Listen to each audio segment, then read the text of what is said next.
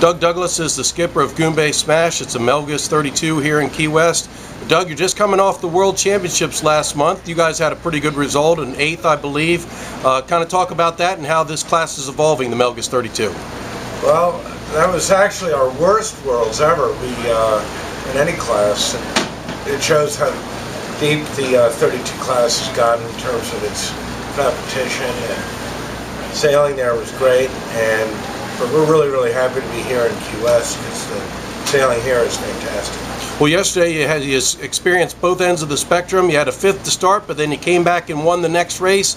Is that kind of how it is in this class? If you have a mistake or a bad leg, you could end up at the bottom and vice versa. Well, really, I like to be like some owners that have donated their boats in the class that blame the crew for it. And really, it's all my fault instead. And we just have to sail in the right places at the right time, and that's really, it's a team effort, and we have to work hard because there's 4 other boats here that are super good. Right. You've been sailing down here a while. I think you've sailed a different boats, like a Swan 42. Is that correct? Tell us some of the boats that you've sailed here. No, a Swan 42, never. Never? You refuse?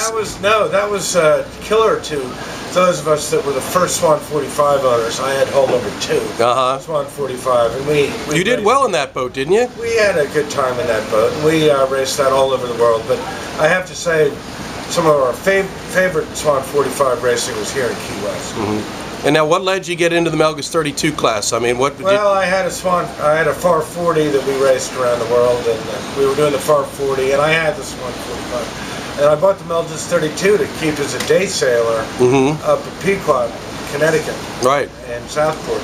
And we put bottom paint on it. We put, a Doyle snack pack on it. And it was really glam. And then we donated the FAR 40, and we decided to get into the 32 class because of the fact that it was, a real planing boat. Right. And a lot of fun. Right. So this is kind of the start of the season. Obviously, Worlds were last December. That was the culmination of 2014. Now you're into 2015. Kind of what is on the radar for your program this year? Well, we're still trying to figure it out, but I think Sicily sounds like an interesting place to go. Is that the Worlds? Where are the Worlds? Give me where the World Championships are, and I hear it's windy, and we love wind. So that is a possibility you haven't fully determined, but we haven't fully determined that, but we're giving it some thought. And so here in Key West, I think I'd noticed that 3 boats that were in the top 10 at the Worlds are here. So it's probably a pretty strong fleet, right? Well, anybody can win this. Out of this group. Really, the 5 boats here, I think anyone can win. Right, Alec Cutler on Hedgehog, and... Well, what we're really worried about is these young college kids that are on Argo. Right. I mean, we've got the skipper of that, Graham Landy, is the College Sailor of the Year, a Yaley, and he's got another Yaley and a BC guy doing tactics. I think they're the boat to watch out for. Yeah, they had a good day on Monday to start off. Well, good luck to you, Mr. Douglas, and I appreciate you being down here in Key West. All righty, thank you.